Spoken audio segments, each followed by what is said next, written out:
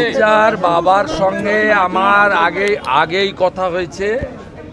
আমি বাড়িতে মিট করতে চেয়েছিলাম, রিচা বাইরে বাইরে ছিল, বিভিন্ন জায়গায় সম্বর্ধনা নিয়েছে, বিভিন্ন জায়গায় তার প্রি অকুপাইড অ্যাসাইনমেন্ট ছিল, দায়িত্ব ছিল, সেগুলো পালন করেছে, প্রধানমন্ত্রীর সঙ্গে মিট করেছে, আমাদের সিএবির সম্বর্ধনা নিয়েছে। আমি বাড়িতে আজকে মিট করেছি, তার বাবা সুযোগ করে দিয়েছেন এবং আমি কথা বলে খুশি।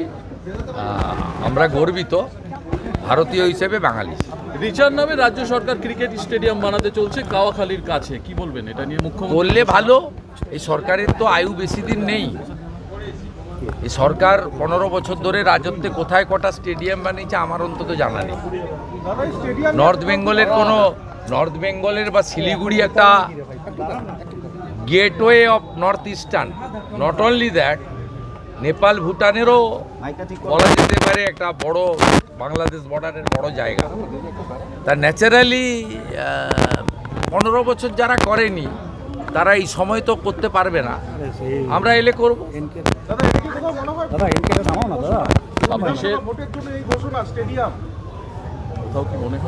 হতে পারে রাজনৈতিক লোকরা রাজনৈতিক হিসাব করে। আজ আপনার মুখে লক্ষ্মীর মেয়ে কথাটি শোনা গেল, কি বলবেন? সোনার মেয়ে লক্ষ্মীও বটে, কারণ ও যখন আপ্যায়নের ক্ষেত্রে বাবাকে মাকে বলছিল যে আগে চা দেওয়া উচিত পরে মিষ্টি, চা মিষ্টিটা একসঙ্গে ঠিক হচ্ছে কম্বিনেশনটা, সেক্ষেত্রে বোঝা যায় যে আমাদের ইনি সোনার মেয়ে শুধু নয়, লক্ষ্মী মেয়ে বটে। এবং ও নিজে বলেছে আমি রান্নাও জানি। এগুলো তো বলার কিছু নেই, কিন্তু আমরা এনকারেজ করার জন্য সোনার মেয়েকে সোনাই দিয়েছি, ভারতবর্ষের রূপোর মানচিত্র দিয়েছি, আর একটি এনজিও থেকে একটা চেক আমার হাত দিয়ে ওরা পাঠিয়েছিল, আমি ব্যক্তিগতভাবে এনজিও খোলা হওয়া একটা 5 লাখ টাকার চেক দিয়েছিল টোকেন, ওর যাতে আরও বেশি করে কাজকর্ম করতে পারে। জাস্ট এনকারেজিং, পাবলিসিটির জন্য নয়, আমাদের দেখা করা এবং ফুল দেওয়া আর ওর বাবার দেওয়া মিষ্টি খাওয়া, এটাই ছিল মূল বিষয়। দাদা বাকিগুলো সেকেন্ডারি। আপনি বলতে চাইলেন বললাম। পরে লুকিয়ে লুকিয়ে ভালো ভালো রেস্টুরেন্ট যেগুলো আছে সেখানে গিয়ে বরলি মাছ খান।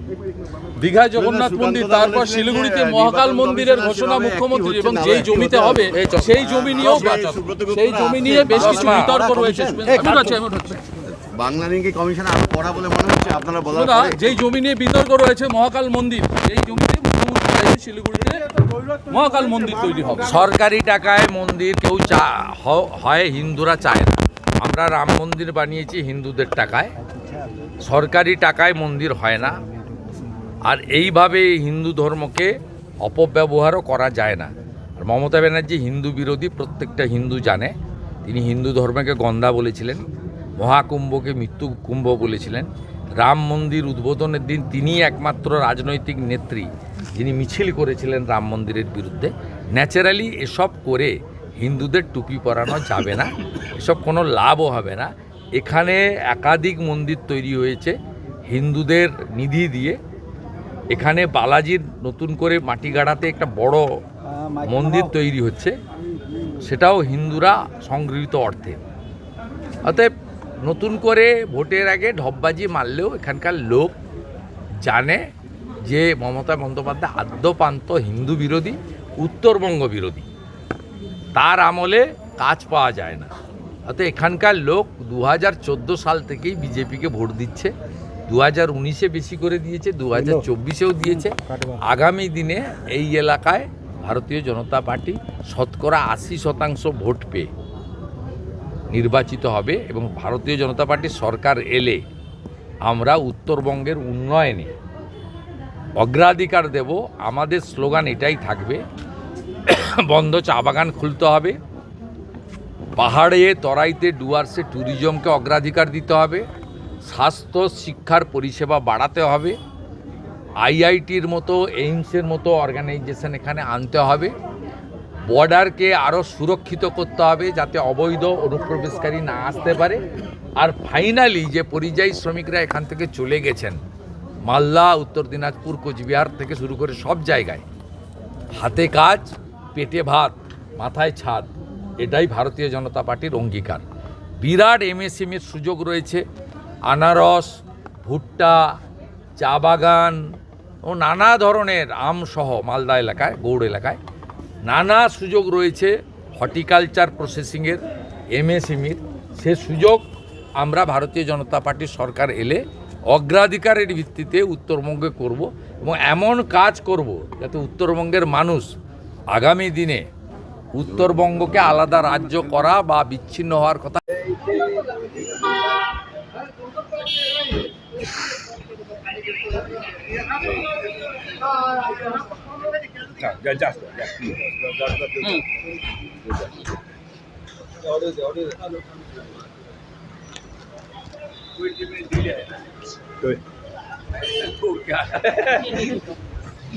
শুভেন্দুদা, এসআর আবহে কলকাতা পুরসভায় নতুন করে বার্থ সার্টিফিকেট ক্যাম্প চালু করলো টিএম।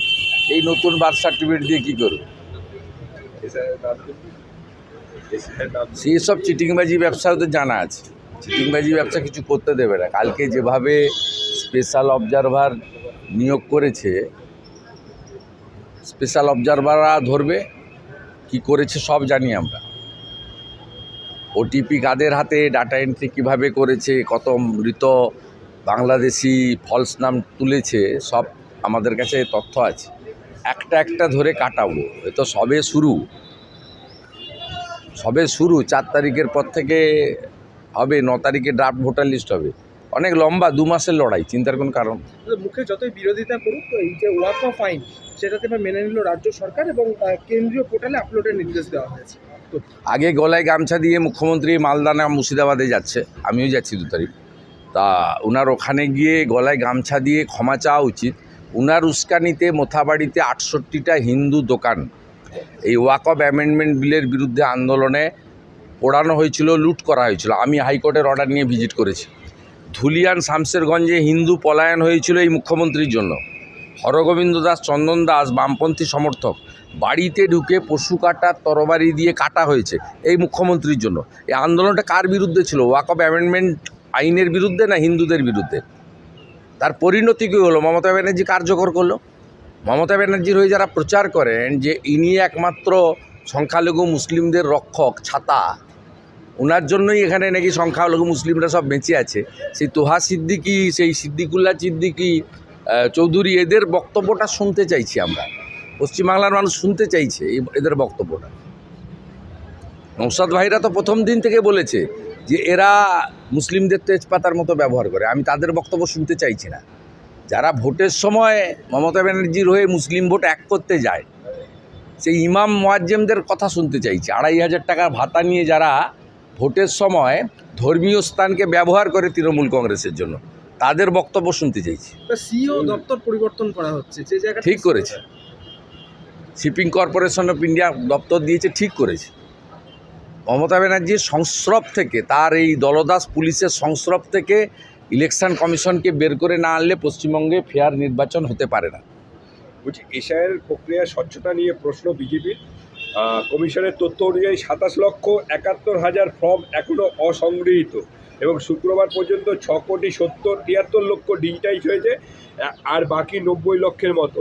নাম বাতিলের সংখ্যা বিজেপির লক্ষ্যমাত্রার ধারে কাছে তো যাচ্ছেই না।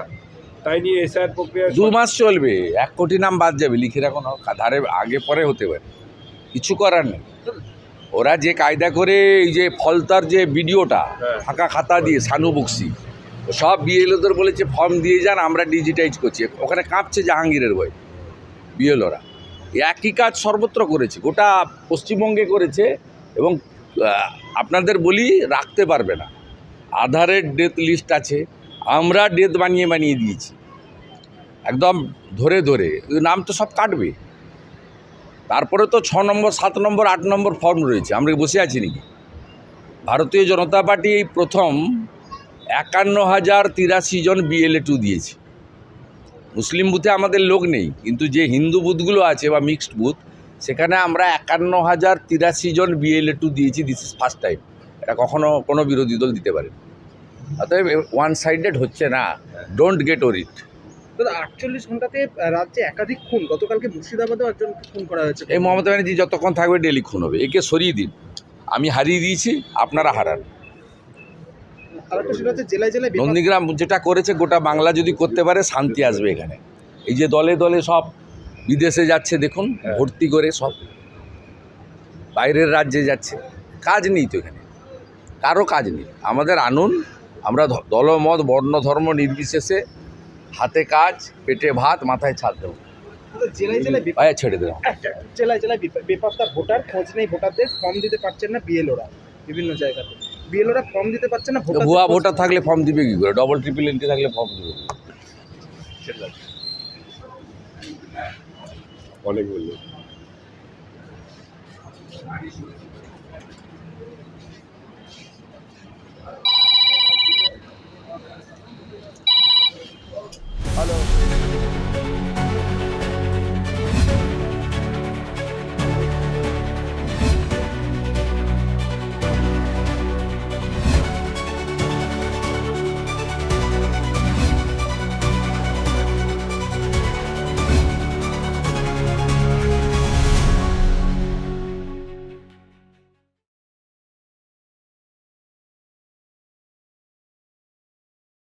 আমি মুর্শিদাবাদে দাঁড়িয়ে মুসলিমদেরকে ধন্যবাদ দিয়েছি যে তারা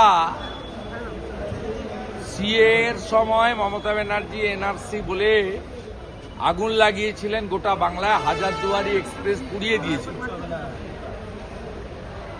এবারে মমতা ব্যানার্জি এসআইআর কে এনআরসি বলেছিল, কিন্তু মুসলিমরা সেই ফাঁদে অনেকেই পা দেয়নি। আর তারা বুঝেছে মমতা ব্যানার্জি একটা মিথ্যাবাদী। ওয়াকফ অ্যামেন্ডমেন্ট বিল নিয়ে তৃণমূলের দ্বিচারিতা, মমতা ব্যানার্জির মিথ্যাচার, আজকে ওয়াকফ অ্যামেন্ডমেন্ট বিলের প্রয়োজনীয়তা অসহায় গরিব মুসলিম মহিলা এবং যারা এতিম অনাথ তাদের জন্য নরেন্দ্র মোদীজির সরকারের ওয়াকফ প্রপার্টিকে একটা সুন্দর ব্যবস্থাপনার মধ্যে সরকারি ব্যবস্থাপনার আনার যে উদ্যোগ, এটাকে সবাই সমর্থন করেছে। মমতা বন্দ্যোপাধ্যায় একদিকে কল্যাণ ব্যানার্জিদের দিয়ে ড্রামা নাটক করেছেন এতদিন, কখনো কাঁচের গ্লাসে হাত কেটেছে, কখনো কলকাতায় দাঁড়িয়ে বলেছে যেখানে দাঁড়িয়ে মুসলিমরা প্রার্থনা করবে সেই জায়গাটাই ওয়াকফের প্রপার্টি হয়ে যাবে। অন্যদিকে ফিরহাদ হাকিম, সিদ্দিকুল্লাহ চৌধুরী সহ তৃণমূলের মুসলমান নেতারা যারা মুসলিম কার্ড খেলে ভোটে যেতে, তারা বলেছে যে ওয়াকফ অ্যামেন্ডমেন্ট বিল এলেও পশ্চিমবঙ্গে কার্যকর করতে দেব না। মুখ্যমন্ত্রী অন রেকর্ড বিধানসভায় দাঁড়িয়ে বলেছেন যে ওয়াকফ অ্যামেন্ডমেন্ট বিল পাস হলেও বিজেপি রুল রাজ্যে কার্যকর হবে, পশ্চিমবঙ্গে কার্যকর হবে না। সেই মুখ্যমন্ত্রীর সরকার নোটিফিকেশন করে বলেছে 5ই ডিসেম্বরের মধ্যে ওয়েস্ট বেঙ্গলের ওয়াকফ প্রপার্টিকে নথিভুক্ত করতে হবে। আমি এখন সিদ্দিকুল্লাহ চৌধুরীর বক্তৃতা শুনতে চাই, এখন ফিরহাদ হাকিমের বক্তৃতা শুনতে চাই তোহা সিদ্দিকীদের বক্তৃতা, যারা বলেছিল মমতা ব্যানার্জি যতক্ষণ আছে ওয়াকফ অ্যামেন্ডমেন্ট বিল এখানে কার্যকর হবে না। আজকে স্পেশাল অবজারভার রাজ্যে আসছে না কি? আপনারা কি স্পেশাল অবজারভার সুব্রত গুপ্ত রাজ্যে আসছেন? Most welcome. যে অফিসারদেরকে দিয়েছে, এই অফিসারদের মমতা ব্যানার্জি কাজ করতে দেয়নি। এরা যোগ্য আইএস, এদেরকে সরিয়ে রাখা হয়েছে। সঞ্জয় মিত্র, সুব্রত গুপ্তর মতো আধিকারিকদেরকে দিল্লিতে আপনার যেতে বাধ্য করা হয়েছে। দে আর মোস্ট এফিসিয়েন্ট। এবং যিনি বাঙালি বলেন, তার আমলে চিফ সেক্রেটারি সুব্রত গুপ্ত বাঙালি হতে পারেন না।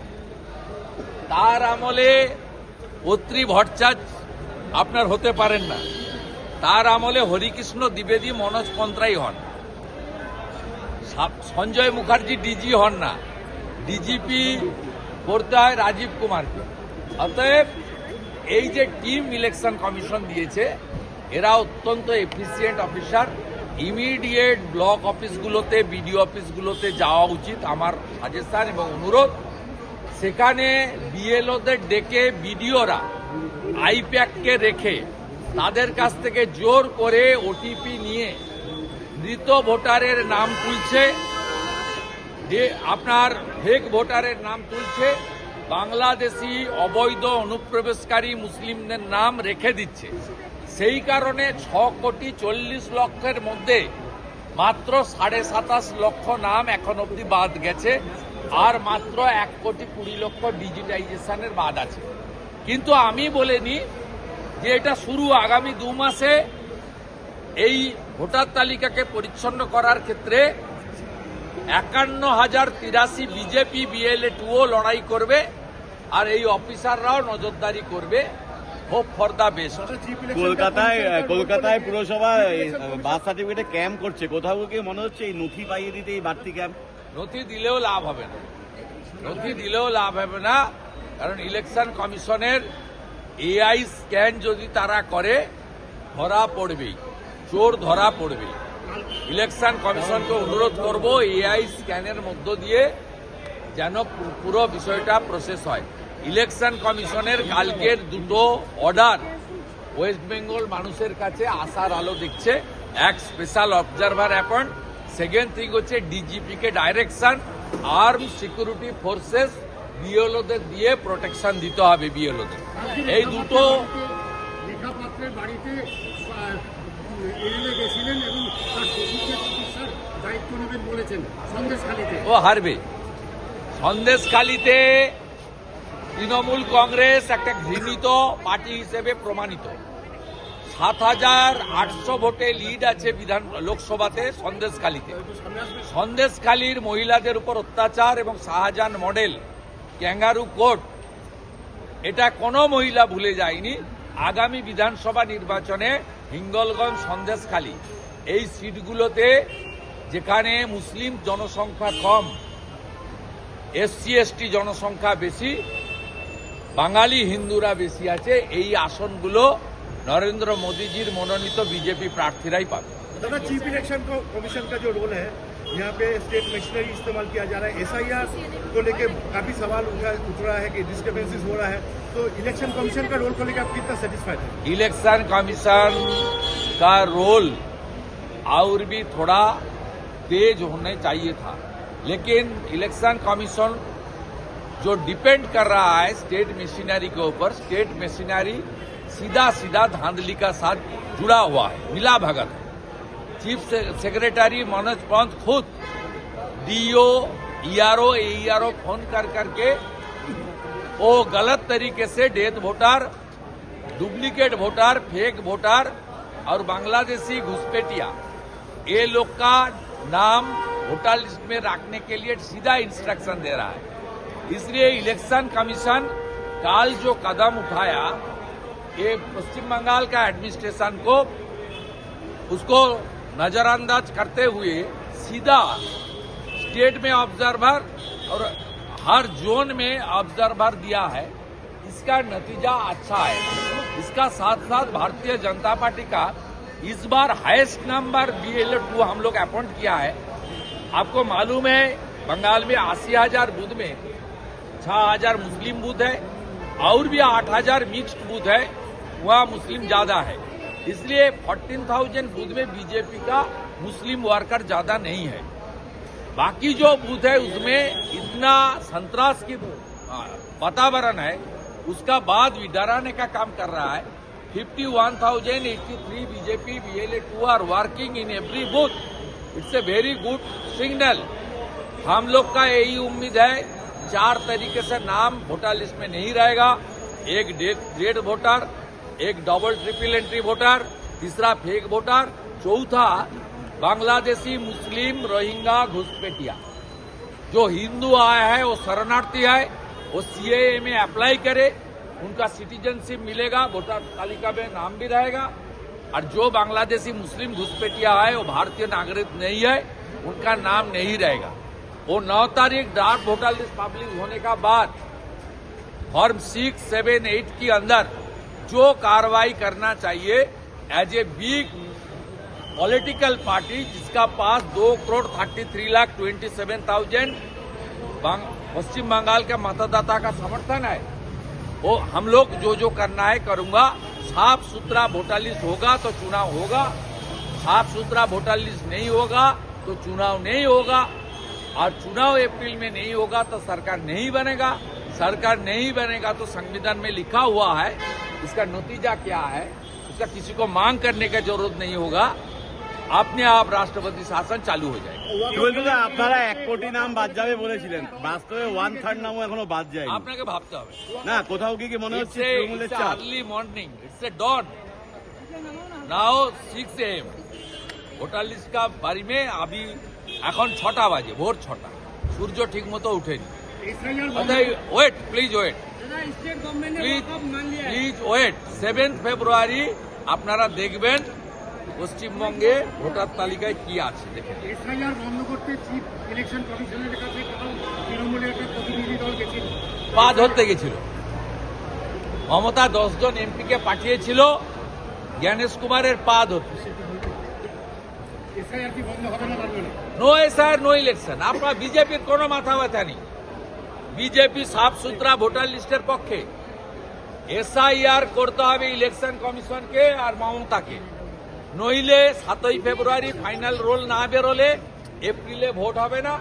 এপ্রিলে ভোট না হলে সংবিধানে লেখা আছে 5ই মে 2026 মধ্যে পশ্চিমবঙ্গে মুখ্যমন্ত্রী এবং গভর্নমেন্ট না হলে কি হবে, ওটা লেখা আছে সংবিধানে। কলকাতায় আর আমি নয়, বিজেপি রাষ্ট্রপতি শাসন আমি চাই না। আমি ভোটে হারিয়ে, আমরা ভোটে হারিয়ে, আমাদের এমপি এমএলএরা আছেন, লিডার আছে, আমরা ভোটে হারিয়েই আসবো। কিন্তু আপনাকে বলে দিচ্ছি, ভোটার লিস্ট না বেরোলে সঠিক সময় রাষ্ট্রপতি শাসনেই ভোটার লিস্ট হবে। মমতা বলার সময় অধীর চৌধুরী যোগ দিতে চান কলকাতায়, যে মিছিলটা মমতা বলারা করবেন মতুয়াদের নিয়ে, তাতে অধীর চৌধুরীও যোগ দিতে চাইছেন। তৃণমূলকে জিজ্ঞেস করুন। কারণ অধীর চৌধুরী কংগ্রেস নেতা, ইন্ডি জোটে আছেন, আর মমতা বালা ঠাকুর রাজ্যসভার এমপি তৃণমূল কংগ্রেসের। এটা কংগ্রেসের এবং তৃণমূলের ব্যাপার, এর সঙ্গে বিজেপির কোনো রোল নেই। মতুয়ারা নরেন্দ্র মোদীর সঙ্গে আছে, মোদীজির সঙ্গে আছে। স্বাধীনতার পরে একমাত্র প্রধানমন্ত্রী হরিচাঁদ ঠাকুর, গুরুচাঁদ ঠাকুরের ওড়াকান্দিতে বাংলাদেশে গিয়ে প্রণাম করে এসেছে, তার নাম নরেন্দ্র মোদী। 1945 সাল থেকে পিআর ঠাকুরের যে লড়াই, নাগরিকত্ব নাগরিকত্ব নাগরিকত্ব, সেটা দিয়েছে নরেন্দ্র মোদী 2019 সালে। তাই মতুয়া, নমশূদ্র, বাংলাদেশ থেকে আসা হিন্দু শরণার্থী, তাদের কাছে ত্রাতা হচ্ছেন নরেন্দ্র মোদী। তাদেরকে অত সহজে ভাঙা যাবে না, নিশ্চিন্ত থাকুন। হরিচাঁদ ঠাকুর, গুরুচাঁদ ঠাকুরের যদি স্বপ্ন পূরণের কেউ চেষ্টা করে থাকেন, তিনি ভারতের প্রধানমন্ত্রী নরেন্দ্র মোদী। তিনি ওড়াকান্দিতে গিয়ে মাথা ঠেকিয়ে প্রণাম করে এসেছেন, যেটা স্বাধীনতার পরে কেউ করতে পারেনি। অতএব এসব বলে কোনো লাভ নেই। প্রত্যেকটা উনি চেষ্টা করছেন ভাষার নামে, জাতের নামে হিন্দুদের বিভক্ত করা। হিন্দুরা এবারে বিভক্ত হবে না। পাশেই বিহার, আমাদের বর্ডার, এখান থেকে 20 কিলোমিটার বর্ডার হচ্ছে বিহার। বিহারে যা হয়েছে, আমাদের যাদব ভাইরাও এগিয়ে এসেছে ভোট দিতে, পশ্চিমবঙ্গেও তাই হবে। যারা পশ্চিমবঙ্গের মুসলিমরা আছেন, তাদের জন্য বার্তা, এটা যদি অন্য কেউ বলতো, বিজেপির কোন লোক, তা আগুন লাগাতেন আপনারা। মুসলিমদের দাড়ি, টুপি তাদের একটা সম্মানের বিষয়, তাদের ধর্মীয়। এই লোকটার দাড়ি টেনে দেখান না, একে দেখাতে হয়েছে। এই প্রকৃত মুসলিমরা তৃণমূল কংগ্রেসকে সমর্থন করার আগে 4 বার ভাবুন। মমতা আপনাদের তেজপাতার মতো ব্যবহার করছে, তরকারিতে লাগে, খাওয়া যায় না। এই অপমানটা যদি কোনো বিজেপির লোক করত, আমাদের সাম্প্রদায়িক বলতেন, আমাদের মুসলমান বিরোধী বলতেন, মুসলমানদের দিয়ে মিছিল মিটিং করাতেন। এখন কোথায় মুসলমান নেতারা? কোথায় হামিদুর রহমান, চোপড়ার এমএলএ? কোথায় গোলাম রব্বানি মন্ত্রী? জানতে চাইছি কোথায়, কোন গর্তে ঢুকে আছেন? মিনাজ ভাই চাকুলিয়ার এমএলএ কোন গর্তে ঢুকে আছেন? জানতে চাইছি আপনাদের কাছে, কোন গর্তে ঢুকে আছে? কোচবিহারের জলিল ভাই কোন গর্তে ঢুকে আছেন আমরা জানতে চাই।